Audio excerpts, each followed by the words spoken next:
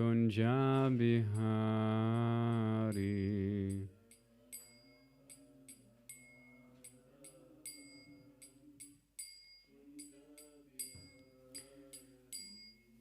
Gopi Jana Vallabha Giri Varadhari.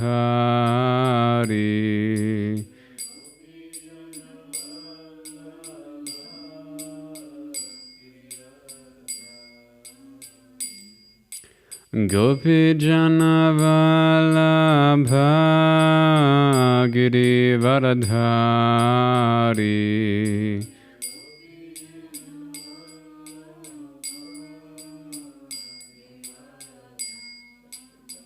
Yashodanandana Vraja Janaranjana.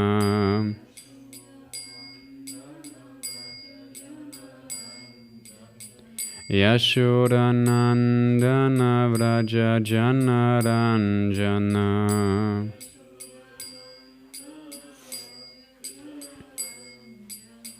Yamuna Tira Vanachari.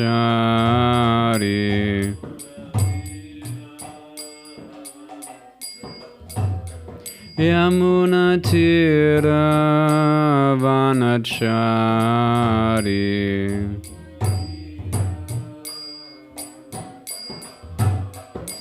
Jaya Radha Madhava Kunja Bihari.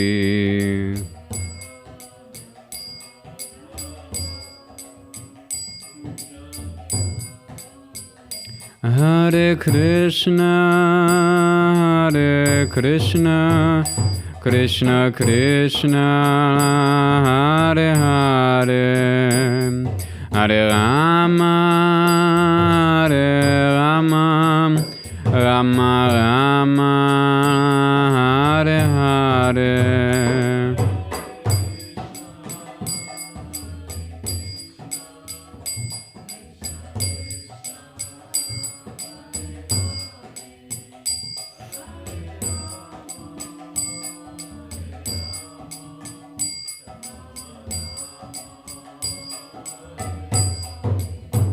Hare Krishna, Hare Krishna, Krishna Krishna, Hare Hare, Hare Rama, Hare Rama, Rama Rama, Hare Hare.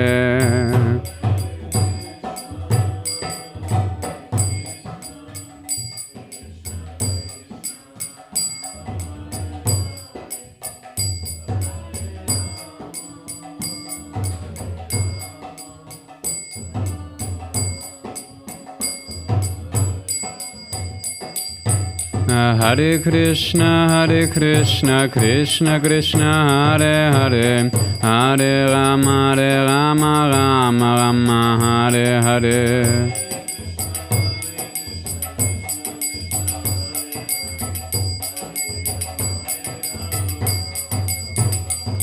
Hare Krishna, Krishna Krishna, Hare Hare, Hare Rama, Rama Rama, Hare Hare.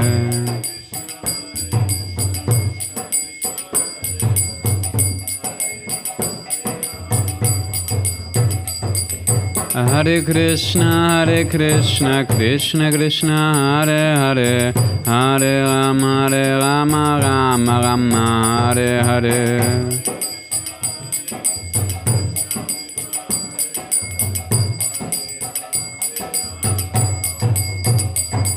Hare Krishna, Krishna Krishna, Hare Hare, Hare Rama, Rama Rama, Hare Hare.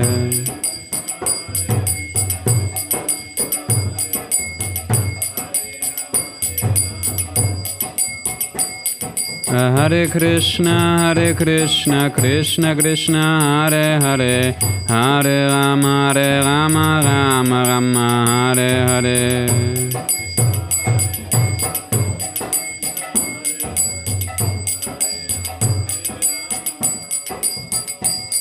Hare Krishna, Krishna Krishna, Hare Hare, Hare Rama, Rama Rama, Hare Hare.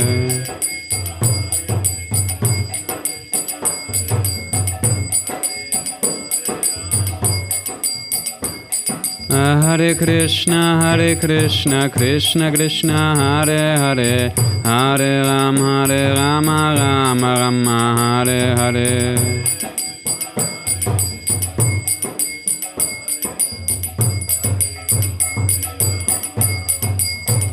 Jaya Pralat Nrsingo, Pralat Nrsingo, Pralat Nrsingo, Jaya Pralat Nrsingo.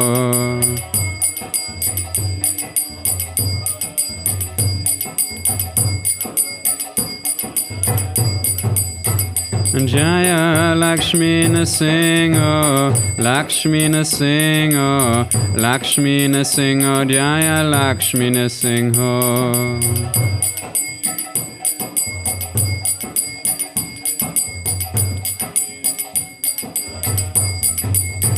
Jaya Radha Madhava, Radha Madhava, Radha Madhava, Shri Radhe.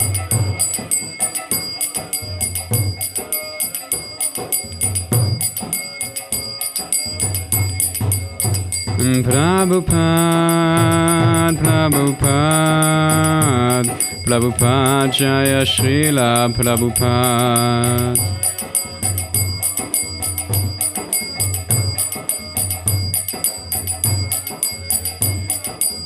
Nitai Gauda Haribol, Haribol, Haribol, Nitai Gauda Haribol.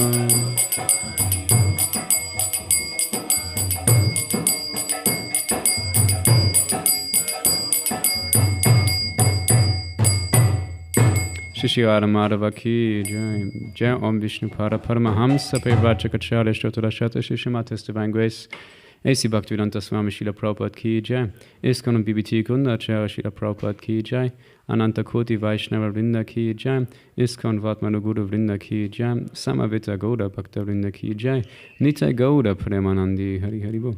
Alle Ehre seine versammelten Gottgeweihten, Hare Krishna. Alle Ehre seine versammelten Gottgeweihten, Hare Krishna.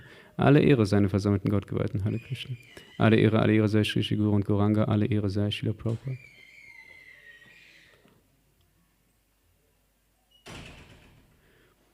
Hare Krishna.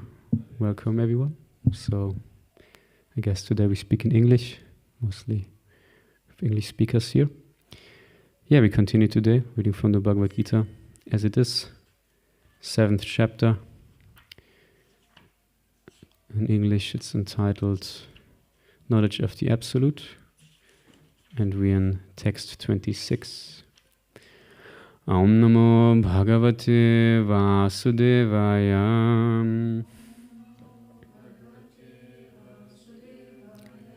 Om Namo Bhagavate Vasudevaya.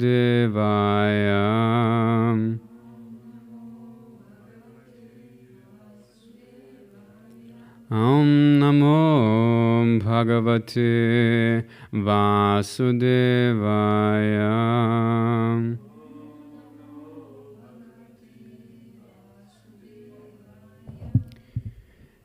Vedahang samatitani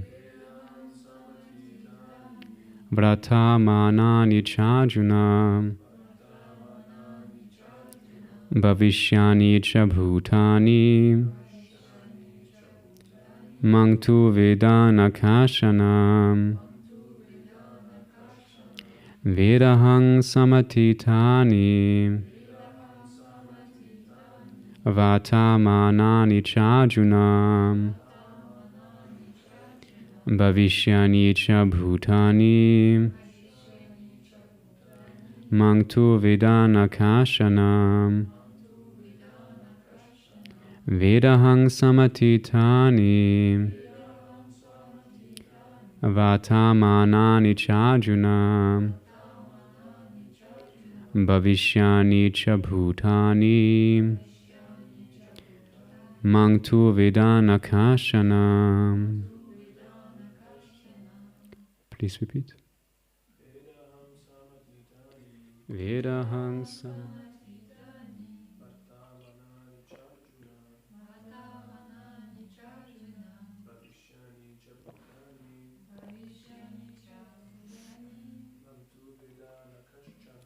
Mangtu Veda Nakashana. Rich, you want to try? Okay, no problem. Yes, Mataji. Vedahang samatitani Vatamanani chajuna Bhavishyani cha bhutani Mangtu Vedana Kashana. Anyone else? Vedam, no. Aham, I. Sama, equally. Atitani, past. Vatamanani, present. Cha, and. Arjuna, O Arjuna. Bhavishyani, future. Cha, also. Bhutani, living entities. Mam, me. Tu, but. Veda, knows. Na, not. Kashana, anyone. Translation and purport by His Divine Grace, A.C. Bhaktivedanta Swami Srila Prabhupada Ki Jai. O Arjuna, as the Supreme Personality of Godhead, I know everything that has happened in the past, all that is happening in the present, and all things that are yet to come. I also know all living entities, but me no one knows. Purport by Srila Prabhupada. Here the question of personality and impersonality is clearly stated. If Krishna, the form of the Supreme Personality of Godhead, is considered by the impersonalist to be Maya, to be material, then he would, like the living entity, change his body and forget everything in his past life. Anyone with a material body cannot remember his past life, nor can he foretell his future life, nor can he predict the outcome of his present life. Therefore, he cannot know what is happening in past, present, and future. Unless one is liberated from material contamination, he cannot know past, present, and future. Unlike the ordinary human being, Lord Krishna clearly says that he completely knows what happened in the past, what is happening in the present, and what will happen in the future. In the 4th chapter, we have seen that Lord Krishna remembers instructing Vivaswan, the sun god, millions of years ago. Krishna knows every living entity because he is situated in every living being's heart as the Supreme Soul. But despite his presence in every living entity as Super Soul, and his presence beyond the material sky as the Supreme Personality of Godhead, the less intelligent cannot realize him as the Supreme Person. Certainly the transcendental body of Sri Krishna is not perishable. He is just like the sun, and Maya is like the cloud. In the material world we can see that there is the sun and that there are clouds and different stars and planets. The clouds may cover all these in the sky temporarily, but this covering is only apparent to our limited vision. The sun, moon, and stars are not actually covered. Similarly, Maya cannot cover the Supreme Lord. By his internal potency, he is not manifest to the less intelligent class of men. As it is stated in the 3rd verse of this chapter, out of millions and millions of men, some try to become perfect in this human form of life, and of thousands and thousands of such perfected men, hardly one can understand what Lord Krishna is. Even if one is perfected by realization of impersonal Brahman or localized Paramatma, he cannot possibly understand the Supreme Personality of Godhead, Shri Krishna, without being in Krishna consciousness. Again the verse. Vedaham samatitani vatamanani chajuna bhavishyani cha bhutani mangtu vedana kashanam. O Arjuna, as the Supreme Personality of Godhead, I know everything that has happened in the past, all that is happening in the present, and all things that are yet to come. I also know all living entities, but me no one knows.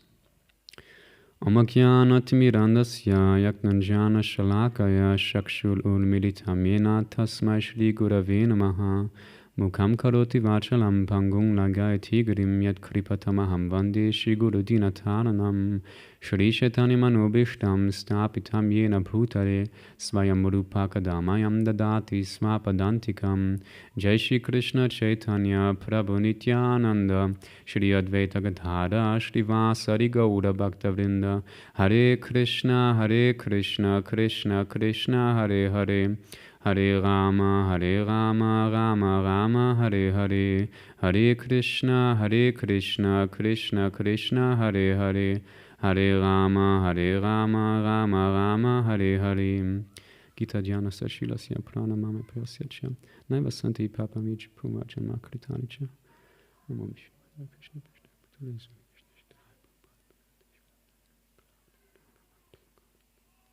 Namo Vishnu Padaya Krishna Prishta Bhutale Shrimati Bhaktivedanta Swami Niti Namine Namaste Saraswati Devi Gauravani Pachanine Nivishesha Shunivari Pashatte Deshatarine.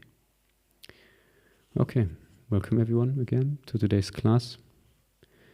So, Krishna is still speaking, especially on the topic, or rather, Srila Prabhupada is speaking on the topic of impersonalism.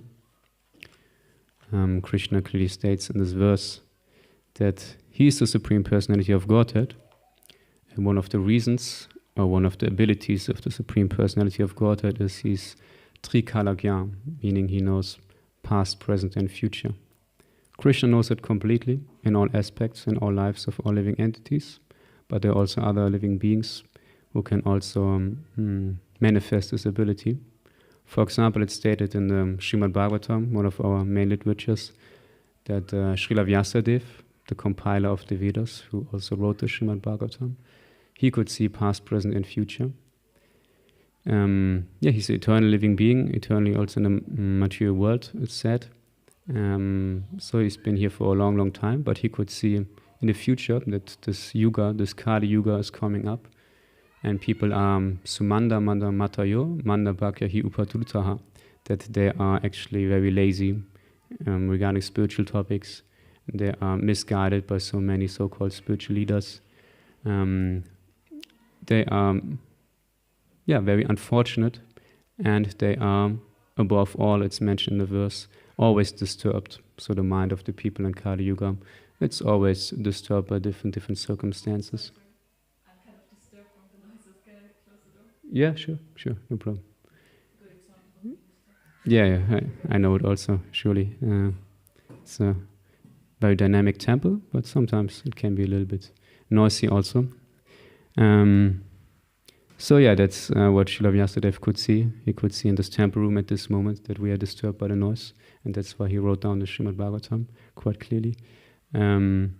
So he could see this, he could see in the future that people in Kali Yuga, they on one hand have those bad qualities, let's say, but still also they have a very bad remembrance, very bad memory, because beforehand the Vedas were given from master to disciple, not written down, but just by oral reception, so they were just spoken, and the disciples were so good in memory they could just remember the verses. But then now, in this time, we know that we cannot remember much when just hearing, just some certain aspects we may identify with. So Vyasadeva thought it nice to write down all the Vedas.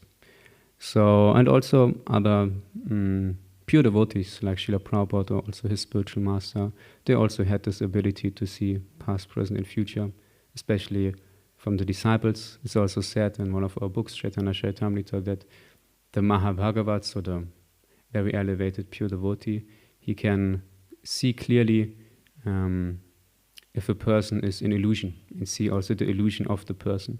So, let's say the present condition clearly, but also connected with the past, what the devotee or the spirit soul accumulated over lifetimes.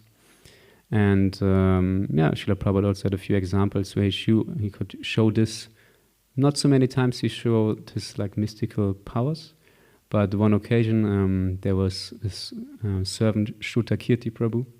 He wrote a book also about Srila Prabhupada pastimes, and he was writing that he was serving Srila Prabhupada, and Srila Prabhupada every month he renewed his Brahmana thread. This is a thread devotees wear after second initiation, and they chant mantras on this thread around the body. Sorry. And somehow or other he had this desire to get this Brahmana thread of Srila Prabhupada after he removed it, because he renewed it every month. And beforehand he just removed always those threads, he threw them away, threw them in holy rivers or something like this. And somehow or other then he thought, okay, now this time, when Srila Prabhupada give me this Brahmana thread, I will keep it, I will honor it and worship it. And then somehow or other, then the time came and he should pick up this Brahmana thread, and then he could see that Srila Prabhupada cut it in very small pieces, which he never did before. So then Srila Kirti Prabhu said there, it was completely clear for him that Srila Prabhupada was reading his mind or understanding his present condition, his thoughts regarding him. So this is a small example. Also the spiritual master of Srila Prabhupada himself, when he was talking with different devotees, different disciples about Srila Prabhupada, he also said that his disciple, meaning in that case Srila Prabhupada, referring to him, looking at him, he will, at some point, he will do everything. So he could also see that in Srila Prabhupada, that in future he will manifest this grand movement all over the world. So there are a few devotees or people like this who can also see past, present and future to some smaller amount. But as I said, Krishna can see it in full. And it's not so easy to tell the future for sure, especially because there are so many different options.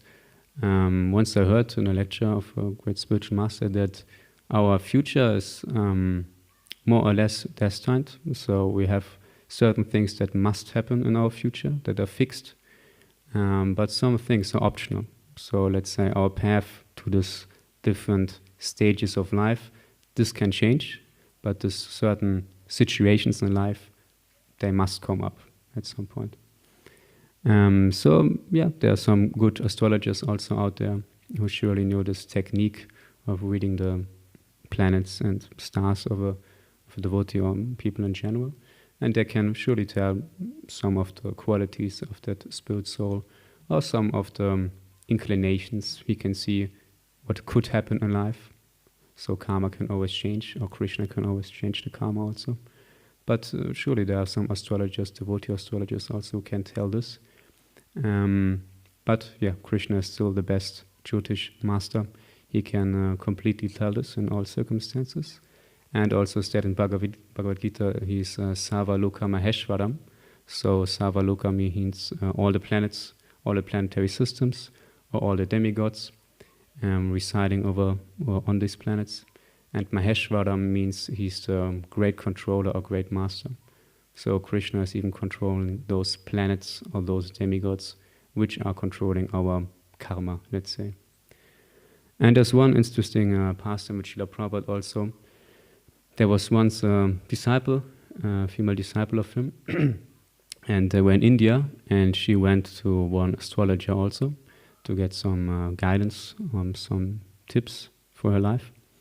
And this astrologer, by best capacity, explained her something and gave her some bracelet, or how's it called in English, on the wristband, something like this, yeah. Some wristband for protection against certain planetary elements. And then she went her way, went back to the temple, and then there was one disciple of Srila Prabhupada, Brahmananda Prabhu, as far as I remember, and then he told her she should remove this because we don't add anything to the process of Krishna consciousness. So as far as I remember, she did remove it, but she was a little doubtful how this could be that this astrologer, by best means and also by Vedic knowledge, explained her some things about her life, but that she doesn't need it at all. So she also went to Srila Prabhupada for some explanation. And Srila Prabhupada also said, yeah, by dint of Krishna consciousness, all bad karma or planetary influences can be removed.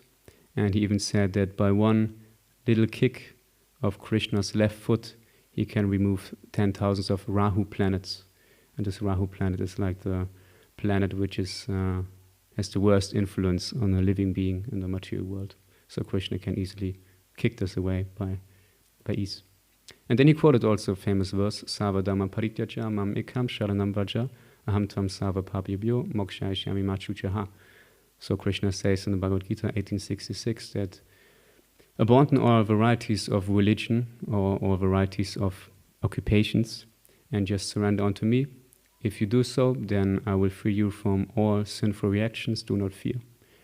So Krishna states clearly in the Bhagavad-gītā that one who surrenders, he takes away everything of those bad karmic reactions.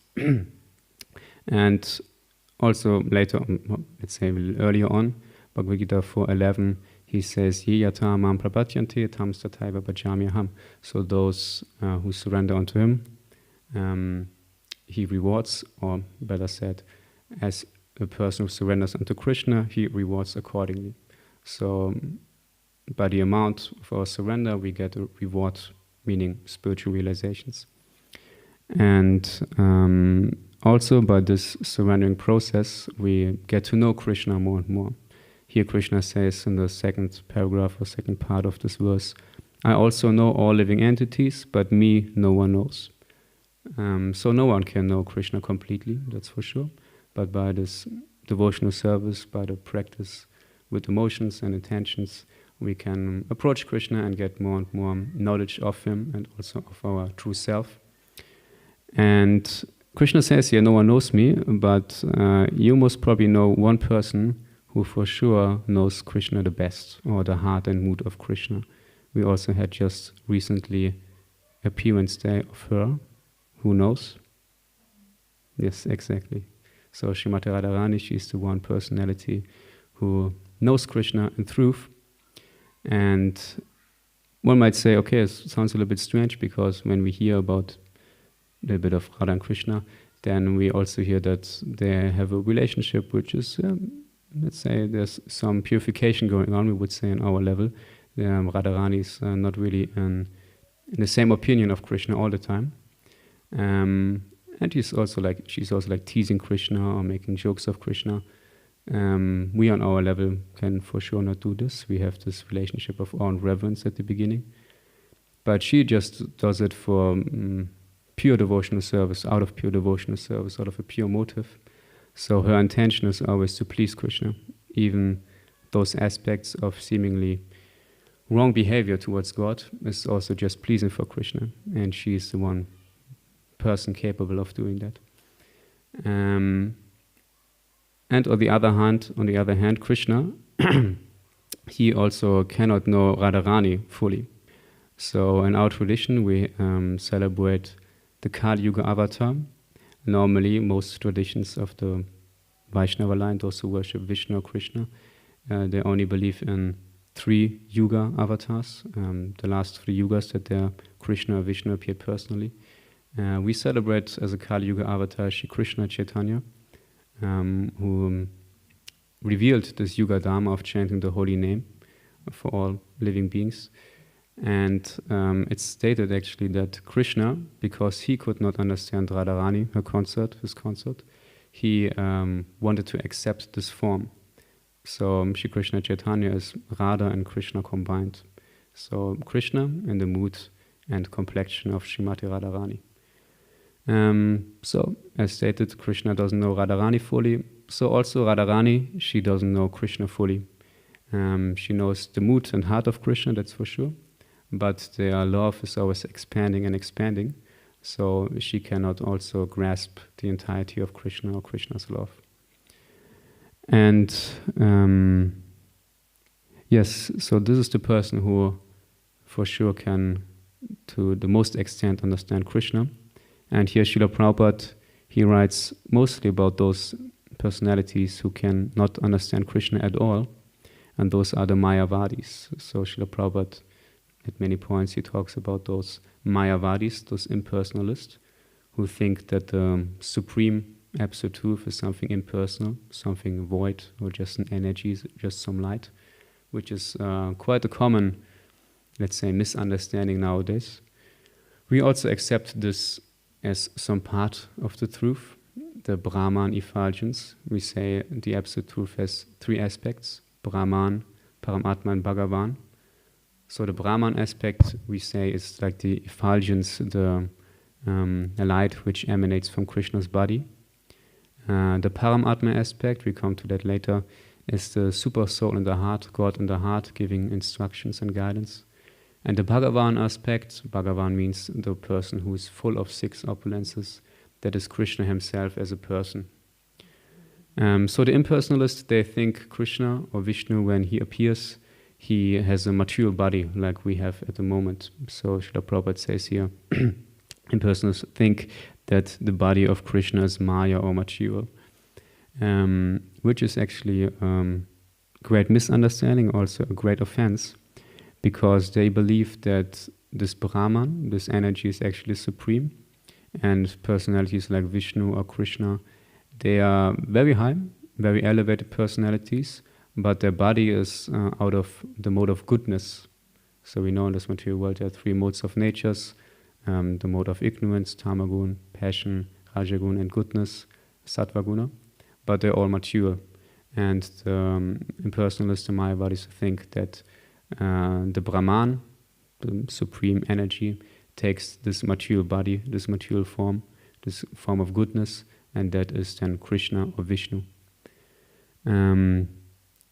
And the Mayavadis also sometimes, they even worship Krishna or Vishnu, but just as a means to get to a higher position of spiritual realization. So they worship Krishna, and then if they think they are liberated, they kick him away. So they establish some personal relationship, and then they reject Krishna completely. That's why Srila Prabhupada or we are also sometimes a little bit heavily preaching or talking against this impersonalist philosophy, because they hurt our Lord. So also this Mayavad philosophy, it came from a person called Shankaracharya. He's like the Acharya, the great teacher of this philosophy. And he also wrote a commentary on the Bhagavad Gita, actually. So the Bhagavad Gita is very much personal. Krishna says in many, many verses, for example, Mam prapatyanti, surrender unto me. Mam means me or mine. And the impersonalists, they have very great skill in grammar and rhetoric. So they try to twist the verses to mean something else. For example, there was one great, great philosopher, Dr. Radha Krishna. He was the president of India, and Srila Prabhupada also mentions him a few times in his talks especially. And he actually also wrote a commentary on the Bhagavad Gita, quite astonishing. So it's nice that the president has some philosophical inclination, also reading the Bhagavad Gita, but he wrote this impersonal commentary. For example, when Krishna says Mam prapatyanti, he says this means not to surrender unto Krishna himself, but to the impersonal inside Krishna. So somehow or other they make some hidden meaning into quite clear words. And this is also influencing the whole world nowadays. Actually, this started many hundreds of years ago, this impersonal philosophy, but nowadays most spiritual philosophies are based on this. Most philosophies are impersonal. Most people strive for this impersonal liberation, or think that the supreme is the light or the universe, which also was my understanding before meeting the devotees. I also was thinking, the universe is sending me signs. I worship the universe or the supreme energy.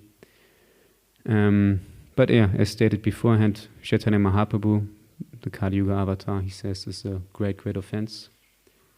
And great offense against the lotus feet of Krishna. And Srila Prabhupada also gives the example here that the mind or the consciousness of the impersonalist, it's covered by illusion. So the Mayavadis, they say that Krishna is covered by this illusion, but actually this comparison is made with the sun. So there are clouds before the sun, so we cannot see it, but that's due to our misunderstanding or our limited vision.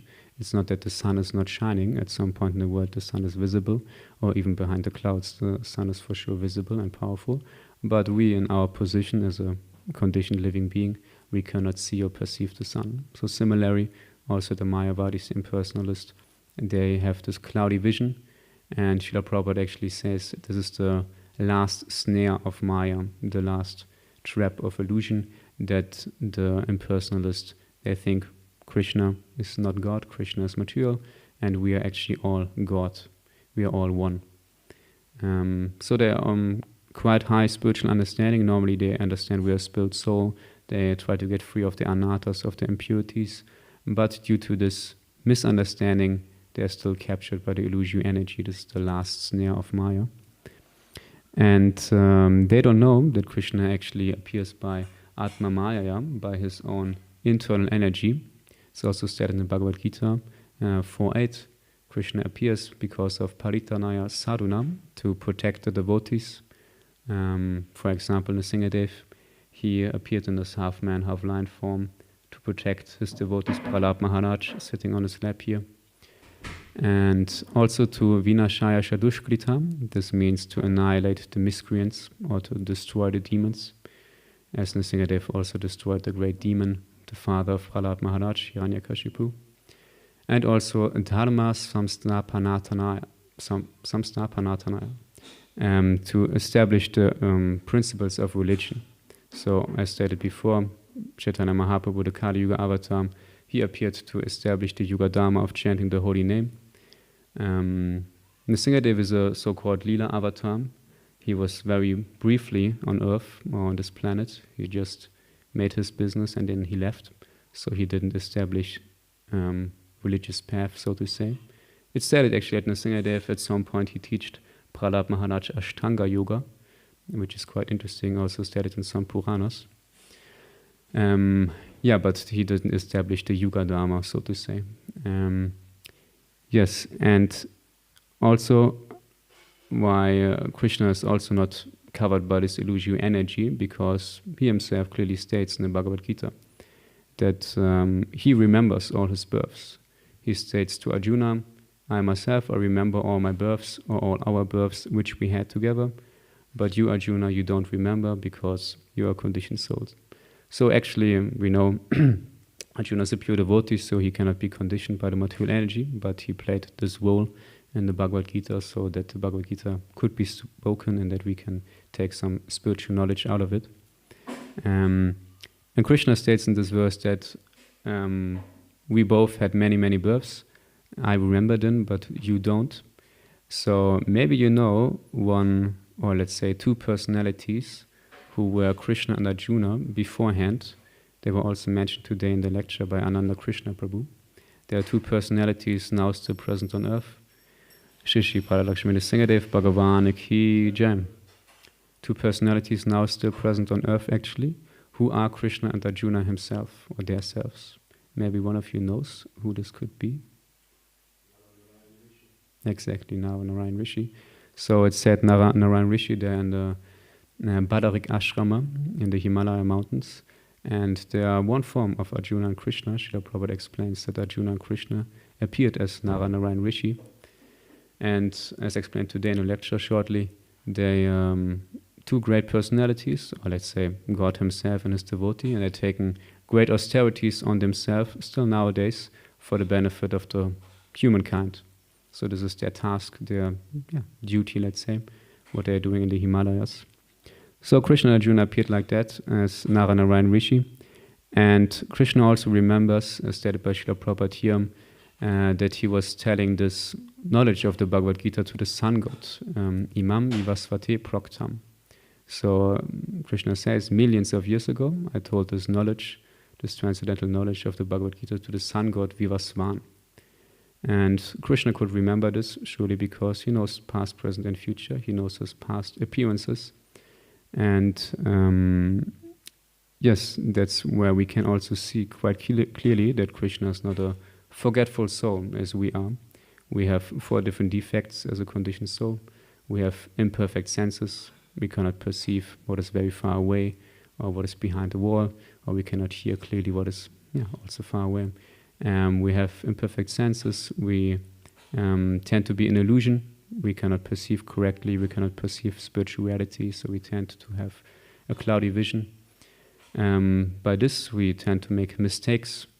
We all know that we make mistakes sometimes, even offenses, even though we might be regretful afterwards. The mistakes are made and they are somehow manifested. And also, we tend to lie to ourselves and to others. because of those mistakes we have and we made.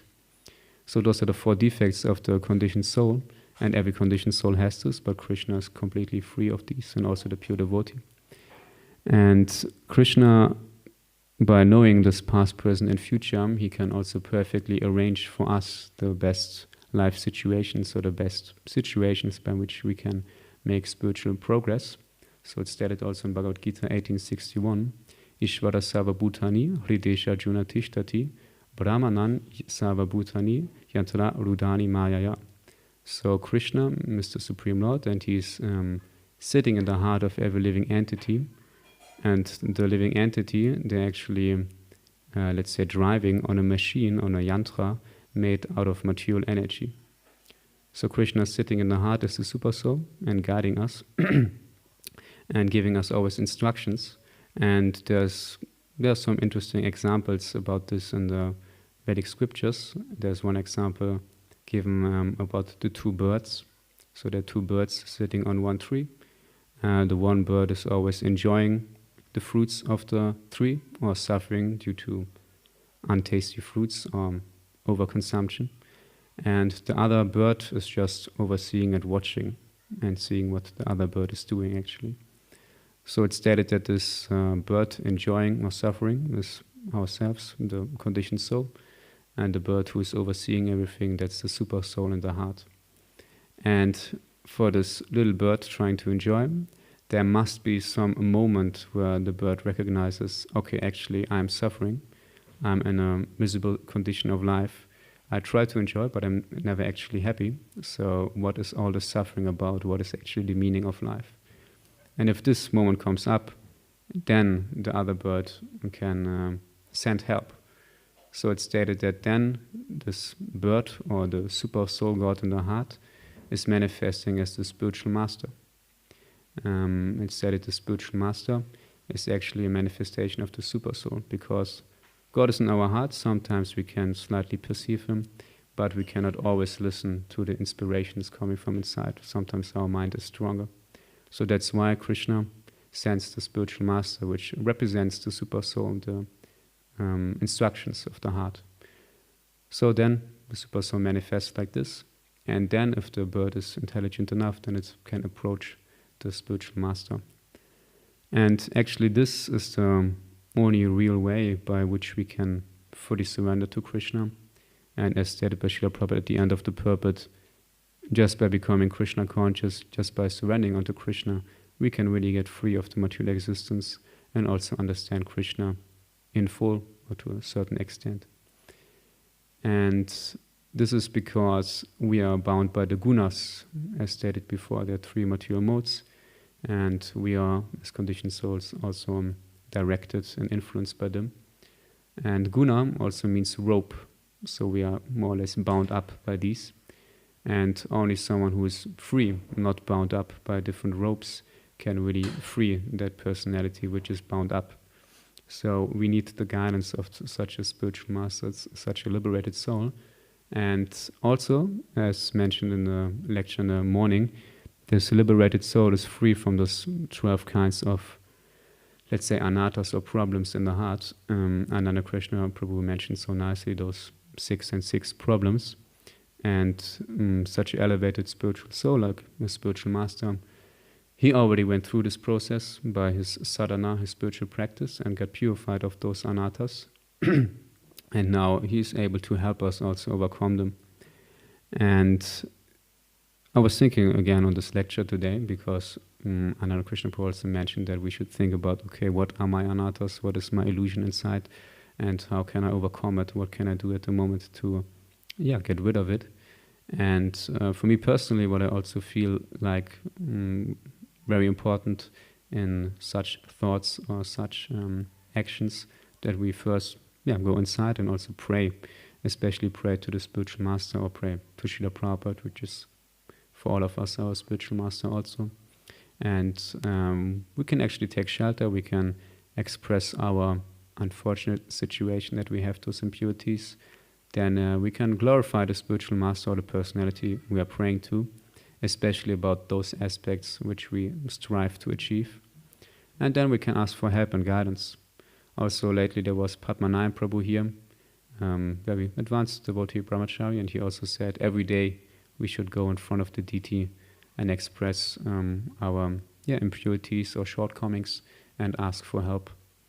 And I was trying this now for the last days and really first and foremost establish this personal connection with the deity, but also I could see in the Singadev answering quite quickly and helping me to purify those shortcomings. And yes, this is due to this causeless mercy of the spiritual master, and then furthermore Krishna, that we can get free of this illusion surrounding us. And the simple process to approach a spiritual master or to get guidance of a spiritual master is also stated in the Bhagavad-gītā 4:34, Tadvidi pranipatena, meaning that spiritual knowledge can be given by the spiritual master by pranipatena, which can mean surrendering or offering obeisances, which is also a sign of surrender. Krishna consciousness actually starts with obeisances. And by this we come to a humble state of mind. We try to be in an inferior position to the spiritual master, to the pure devotee. And by this recognition of our position, we can receive knowledge. And furthermore, pariprashnena, so it's stated that we should ask questions submissively. So we should not ask any questions in a challenging mood, challenging the spiritual master. But we should clear out all our doubts. There are no stupid questions, as it's said. We can always ask the spiritual master for guidance and help.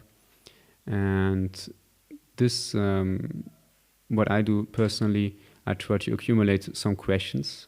Surely I also ask other devotees about it, experienced devotees about certain situations or philosophical topics.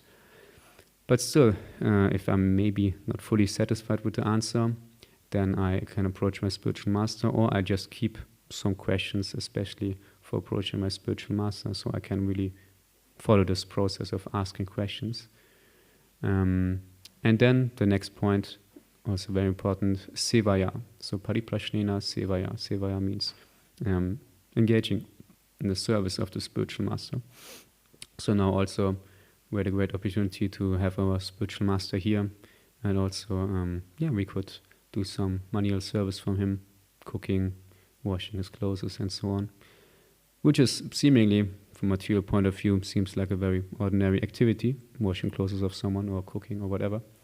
But one can really feel if it's done for a pure devotee, and also with trying to be in the consciousness, okay, this is for a pure devotee of Krishna, for Krishna's representative, then one really feels very elevated afterwards. It's really powerful because one is by consciousness associating with the spiritual master and really pleasing Krishna by the service to his pure devotee.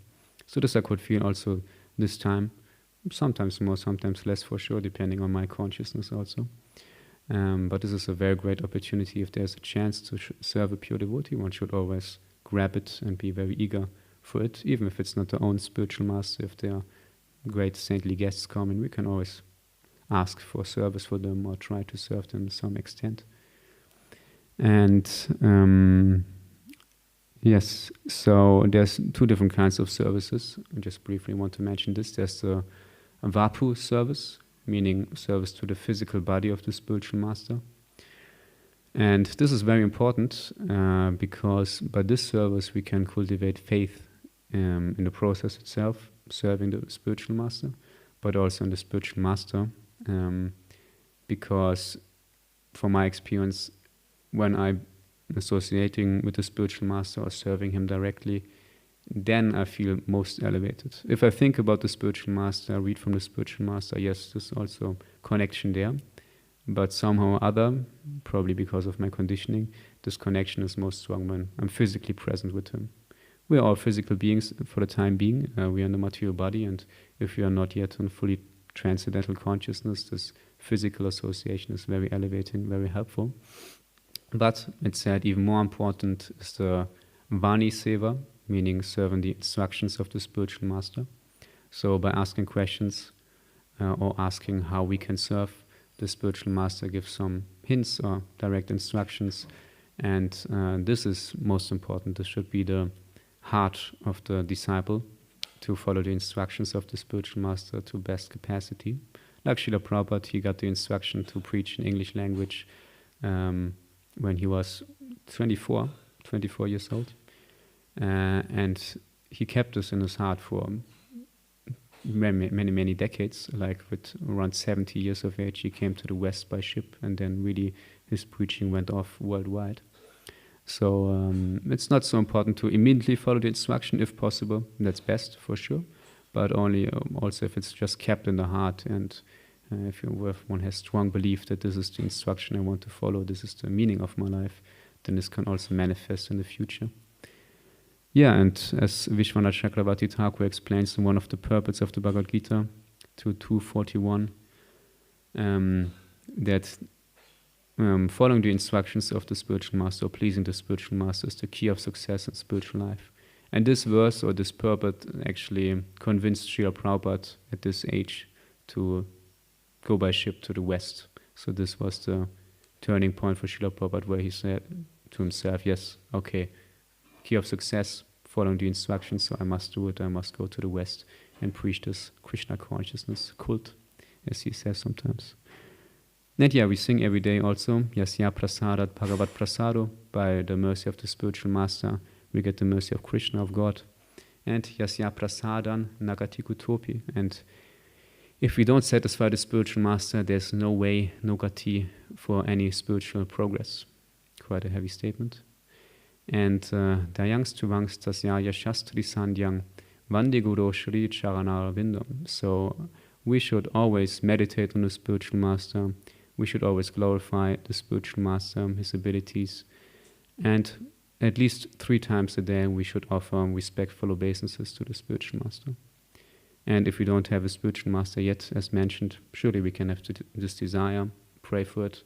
From my own experience, I can say I also prayed for this for like 1 year or even longer, to really adjust to the instructions of my future spiritual master, to find the right spiritual master, and that Krishna sends me the spiritual master I can surrender to. And then at some point it manifested more naturally. It was like a gradual development. But also we can always follow the instructions of Srila Prabhupada, our founder Acharya. This is also what our spiritual masters nowadays do. They have the same desire as Srila Prabhupada. It's said the more the devotee or disciple advances, the more the desires of him or her are the same with the spiritual master. So our gurus nowadays, they have the same mood, same desires as Srila Prabhupada, and also want us to follow Srila Prabhupada as good as possible. So we can take guidance from Srila Prabhupada in his books. There are so many instructions there we can follow, or he has classes. There are many classes where he gives instructions, and by that we can also gradually free ourselves from the material energy and also attain the mercy of a living spiritual master. So that's what I wanted to cover. We have a few minutes left. Maybe there's some question or comment. Hridar, Prabhu? Yeah. Hare Krishna. I remember a couple of stories where jivas have been liberated without having officially accepted a spiritual master. And like, for example, Haridas Thakur also says that chanting Namabhas liberates one. For example, there was this a few animals actually, like they were just dying in the holy dham, and they just got liberated without accepting spiritual masters. So is this something you can comment on? Yeah, that's possible. I mean, one incident, Ramanujacharya, he was throwing his leftovers into some lake, and then fishes were eating it, and then his disciples could see how the fishes, they attained the four-armed form and went back to the spiritual world. And then they were saying to their guru, Ramanuja, how is this possible? We are always taking your remnants. Why are we not liberated yet? And then he said, yeah, it's because of your offenses. You have a different consciousness than this fish. This fish is completely innocent, let's say. He's not thinking much about it, and he took the remnants and went back to the spiritual world. So this is for sure possible. And also there are a few examples of Kripa Siddhas. For example, devotees in Chaitanya Mahaprabhu's times, when Chaitanya Mahaprabhu went from village to village with his associates, then Chaitanya Mahaprabhu, he was hugging someone, and that person immediately attained Krishna Prema without going through any process or attaining the mercy of a spiritual master. And then this village person who attained Krishna Prema, he was then hugging another villager, and that person also attained Krishna Prema. So from this example we can clearly see it's possible, but it's a very rare case. And one could say that holy name is enough, but the question is, are we pure enough to go to that stage of even namabhas, or let's say even pure chanting, without the help and guidance of a spiritual master? Normally it's not the case, so better we try to approach a spiritual master and get some guidance there. There's more to it, but now it's the Arati starting, so thank you for your attention. Srila Prabhupada ki jai, Bhagavad Gita ki jai.